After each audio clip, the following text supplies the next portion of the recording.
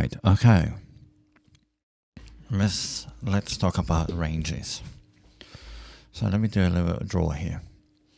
So what are ranges? Okay, so you have a price that is trading. Okay, so this is an uptrend, and some point, okay, is doing a range. Okay, so you can call this accumulation. Okay, and a range, and then after that range, there is always a breakout. Okay, I'm not going to talk about the breakout. I'm talking about the price action that after trend, it doesn't matter if it's an uptrend, it doesn't matter if it's a downtrend. After trend, in some point, the price action is running out of steam.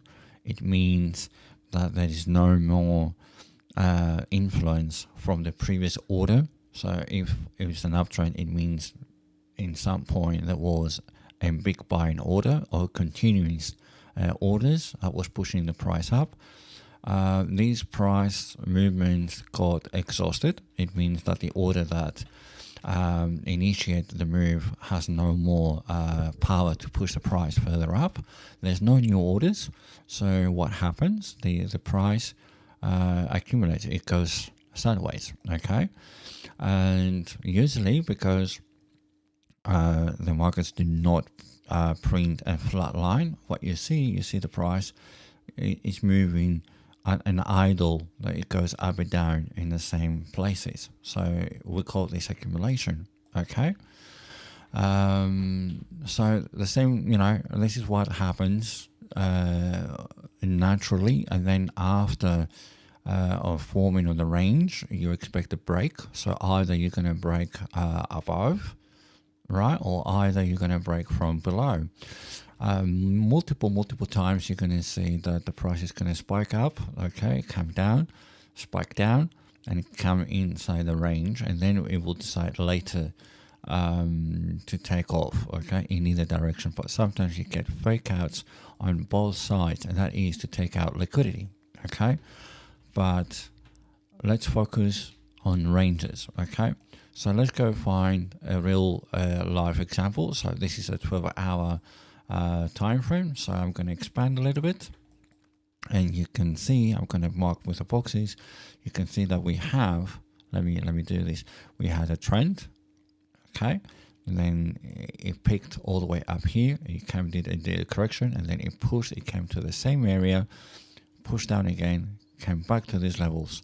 So you can see that kind of we're ranging here. So let me do this with a rectangle to be more presentable, so and visually for you to better understand it.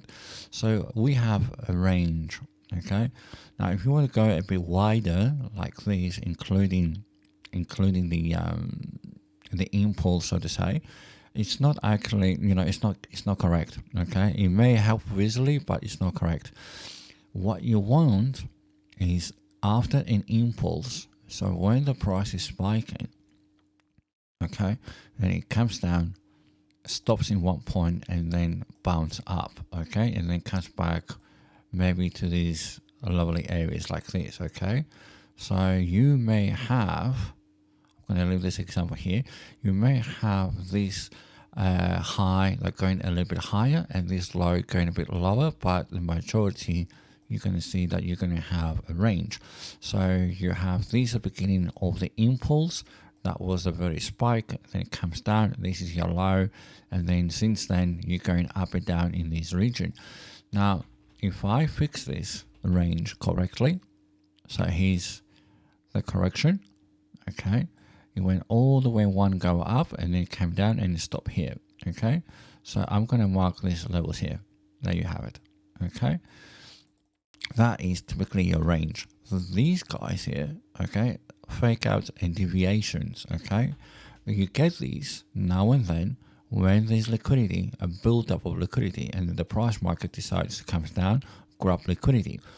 For the newbies out there, people that they don't have a great experience, they may see these, oh, we broke structure, we're going down and we're going short, okay, and the market turns around and they get liquidated or they get stopped out. The best case scenario, okay? The worst case scenario is that they get liquidated, something that we don't want. However, you see that the price is coming back, okay? Deviations, bigger, attempts to get out for the trend. You can also see as well the 50%, how strong it is and how it influences the price. You can see in this region as well how strong the 50% works. The same thing here. Then it comes down, comes in, it fails to get into the range. This is like a bearish sentiment, okay? It's trying to get in, it's losing again, it's trying to get in. You see multiple attempts, okay? And this is a very big, long range, okay? It's been going on for some time, you know, from here to this point where we broke the range. It took 252 days. This is on the 12-hour, it's quite big, okay? So let's go something more closer, okay, to a smaller time frame, okay? So what do we have here? We've got another impulse, okay, and then you have a little range. So where is the top? This is the top. Where's the bottom? Here's the bottom. So you have an impulse. You find a top, then came down and find a bottom. Same top, same bottom. You get the idea. This is a range, okay? So here's your range. There you have it, okay? Now, if you go to smaller time frame, you see that the area is quite big, right? There you have it, okay? Now, we don't need indicators for all this, okay? There you have it. Here's your range. Now, going to smaller time frame, you can refine a little bit to make it visibly more correct, but the concept is exactly the same. After an impulse, you reach the top and then it comes down and it's reaching the bottom. So I can visually fix this and say I'm going to use this bottom, okay? Now, some people, okay, they love to go precisely with the wicks, okay? So they're going to do something like this. Here's the top wick, here's the bottom wick, right? And they use this. Not a big problem. But what I usually consult is I go a little bit higher time frame. So if I'm watching the 90 minutes, I'm going to ask for help from the 3 hours, okay? Or maybe 6 hours, it doesn't matter. Just pick a bigger time frame. 3 hours, it's generally okay. And I want to mark the bodies. So on the move up, that was the last body that I have. So let me refine this to the body. Here it is, there, exactly that body. And then the same thing I'll do on the first bounce to the down. So this body's here, okay? Now on the higher time frame, these bodies have more significant price action weight, so to say, on my range. And then after that I finish with a high time frame, I can go back to my 45 or 90 minutes and you can see the range. And these, you take them as a fake outs or deviations, okay? This is a deviation, this is a deviation, this is a deviation. But in general, look at how it's respecting these levels, okay? Even here that it found like a support and then finally lost it, okay? Support, you know, resistance, resistance, resistance is respecting these lines, okay? And the same thing with the bottom, okay? Bottom, deviation, deviation, bottom, deviation, okay? And never revisit the range. So, you know, even if I'm looking 90 minutes, which is my main time frame, okay? Remember, I'm using the 12 hours as my big time frame, and then I go down to 90 minutes, okay? So I go down to 90 minutes. And, you know, even if I want to see ranges for the day, okay, I'm not going to find the ranges on the 90 minutes. I may go down to 3 hours, 4 hours, depends what is your time frame for your daily, okay? As a day trader, you're probably looking at the 4 hours, okay? So 4 hours is going to be your good time frame to refine the ranges, okay? Once you refine them, you can go down to 45, 30 minutes. It's up to you which time frame you're using. The smaller time frame, you know, people may use 4 hours as a bigger time frame, and then they're going to use a 15 or 30 minutes. It's fine. It's up to you. Depends on your style and the area that you're focusing. Okay. I start with the 12 hours because I want to see the bigger picture. Then I go down to 90 minutes, and then I go even lower time frames. Okay. Now, if I want to, let's say, if you find an area like here recently, okay, that you find an area, let's go back to 3 hours, okay, and that was an impulse. That was the very, very top. So here's the very top of my impulse, and then it came down, and I have this as a range. Okay, there you have it. And let me go down to 90 minutes. Does it make sense? Okay, it was pushing all the way up. That's the first resistance, and it came down, and that was the first support. Okay, and you have a big deviation, you have violation, deviation, and then it came back into the range. So pretty much you get the idea.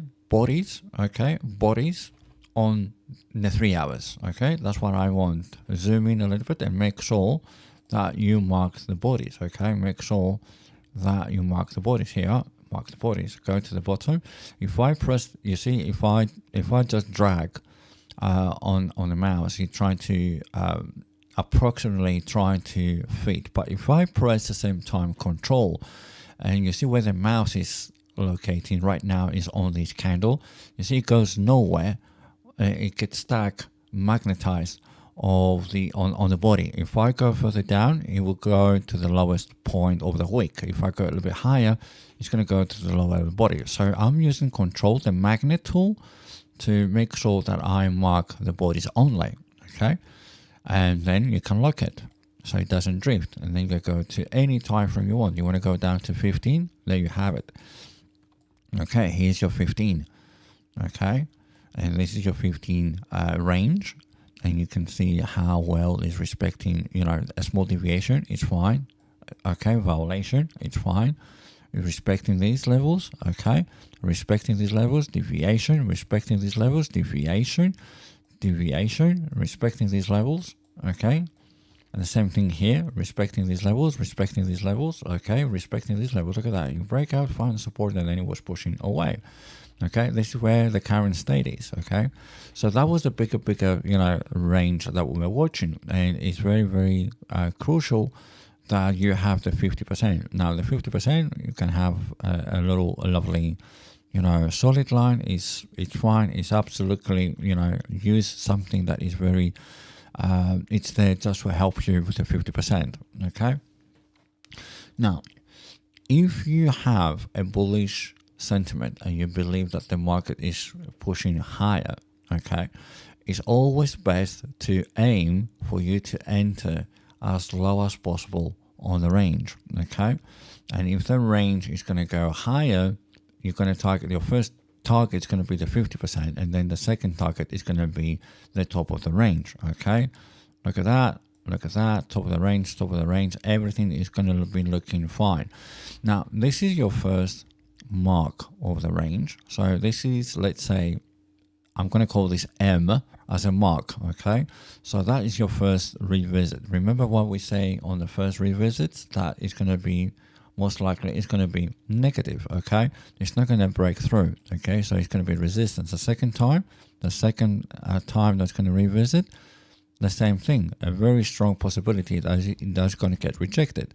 So after the M, which is the marking of your first, you know, level, the first time that's going to revisit the same area, there is 90% chances that it's going to get rejected. The second time is around 80%, okay, or 75, but let's say 80 to keep things round numbers, okay. So you get the second time. The third time is like 50-50, okay. You have a 50% chance. This is a 5 now.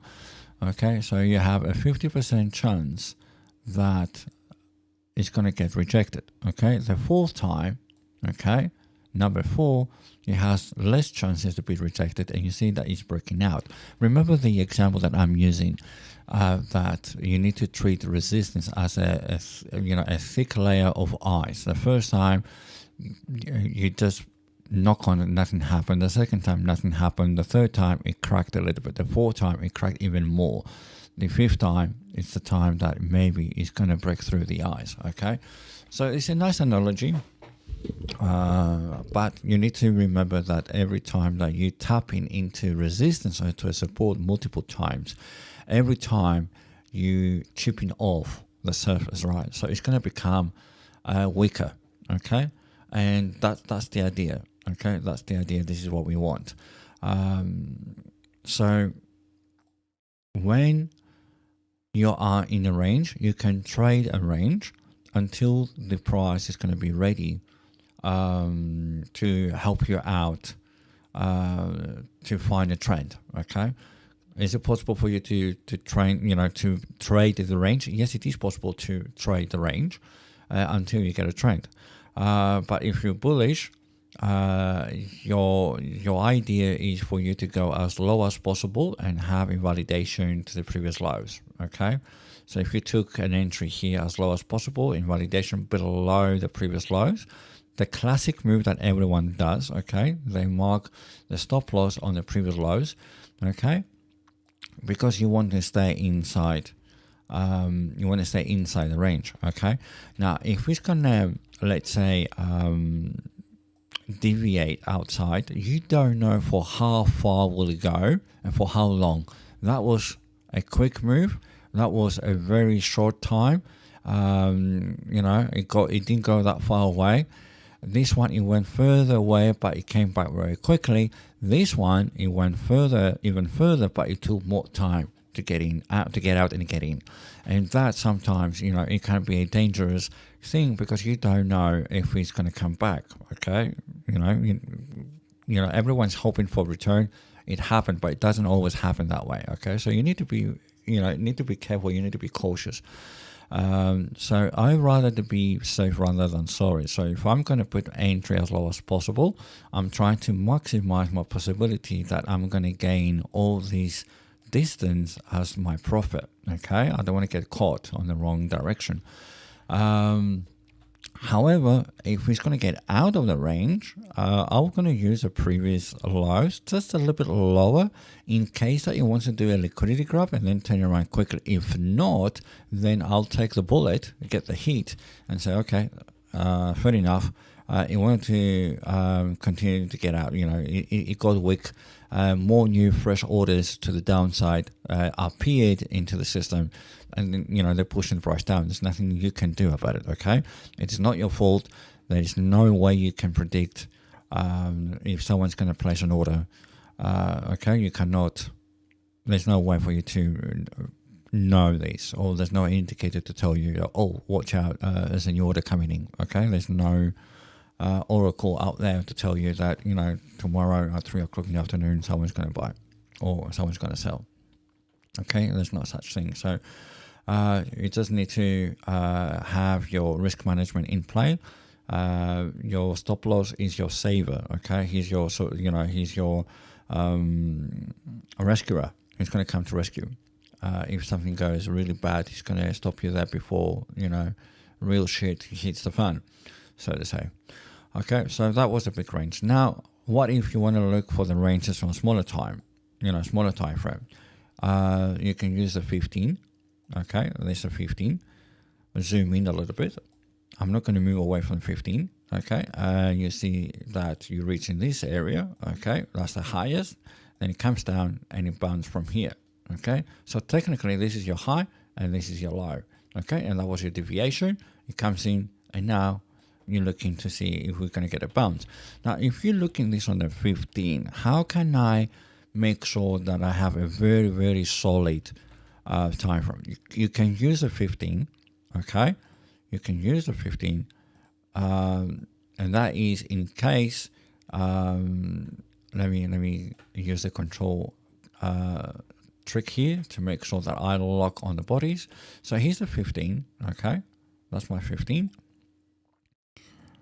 Okay, here's my range, and if I'm using the 15 as a larger time frame, then I go to 5 minutes to see what's going on. Small deviations, respect, big deviation, respecting, and here we go again. Once more, we revisit the low of the range. Okay, so if I want to do a scalping or if I want to do intraday, I may use the 15, okay, and the 5 minute for me to do intraday. Okay, and then I'll try to get as low as possible. My first target is the 50%.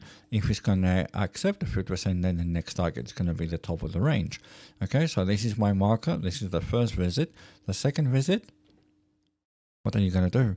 You're going to treat the second visit as a resistance. Okay, the third one is 50-50.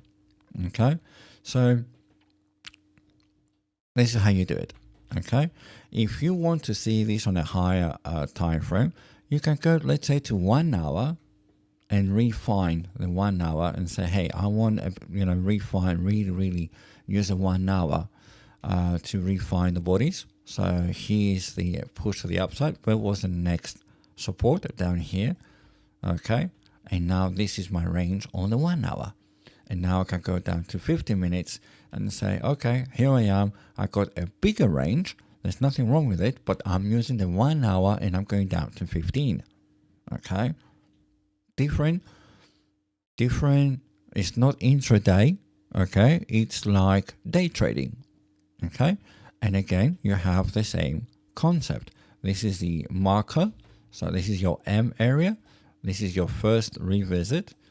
This is almost a second. It got rejected. Okay. It got rejected. And this is your 50%. Rejection of the 50%. This is a big manipulation trying to fight with it. Okay. Small deviation. It respected 50%. It went to the top. It came back. Respected the bottom. It's trying to go up. Find support on the 50%. And here we are again. We found in support. Okay. So you can see that we're pushing away from the 50%. So this is how you do the ranges according to your style. Are you doing day trading? Maybe you're going to use the 1 hour to refine the bodies and then come down to 15. If you do intraday, you may use the 15 as a larger time frame and then go down to 5 minutes. Okay, so you're going to do these, slowly. You're going to get used to it, how to define ranges. And you can do these on a high time frame. If you're using the daily, for instance, okay, here's your daily. Let me remove everything. And there's always ranges everywhere. Okay. Here's your daily. Okay.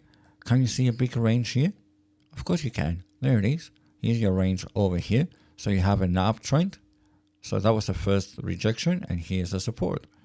Okay. Pull that. And then we have it. Okay. There you have it. And this is a daily. Okay, I can go down to 12 hours and you see more clear deviations. It's fine. You can go down to 4 hours. Let's say that they're using their 4 hours. So here's your 4 hours. You marked on the 12 hours on the daily and you come down to 4 hours and here is your range. Okay. You push all the way up here. It comes down, respecting these levels once, twice. Got rejected on the 50%. It came down, small deviation. It's trying to, play around with the 50%. It got rejected, did not get accepted. It went all the way down. Small deviation, liquidity grab. Okay, look at that. All this liquidity has been taken out. And then look at that. It bought push, found support, and went all the way here on the resistance. A small deviation, a liquidity grab, and it comes down. Respecting the 50%, respecting the 50%, a little bit deviation. This is the warning. Trying to break out. No, it got rejected and go all the way down here. So yes, you can trade the ranges, okay, on any time frame. The higher the time frame, the bigger the range is in time as well. Look at that range from there to there. I mean, let's say here that we lost it. It took 96 days for that range to play.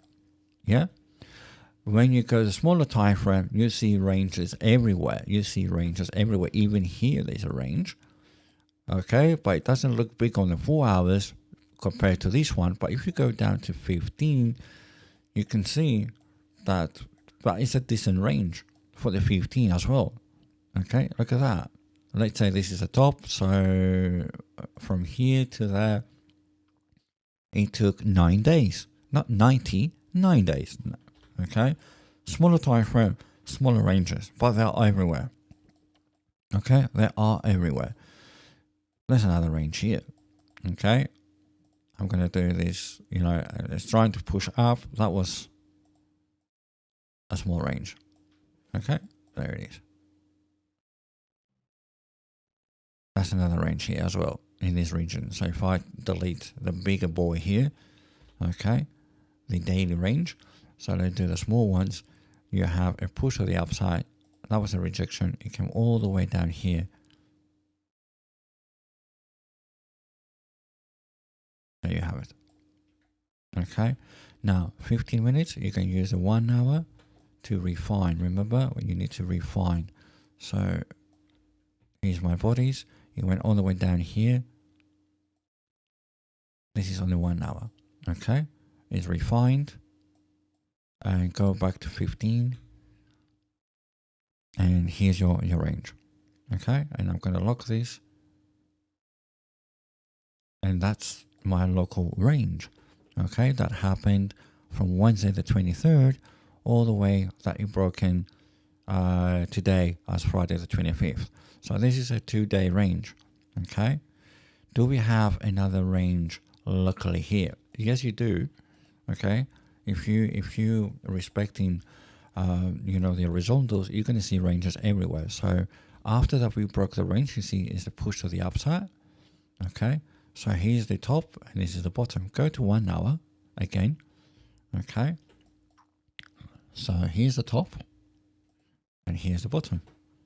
Okay, these two bodies, that top and that bottom. Expand it a little to the left, right. Now you can go down to 15 and here's your range. Okay, and go down to 5 minutes or 10 minutes and here's your range. Smaller range, it's okay, it's fine. Okay, there it is.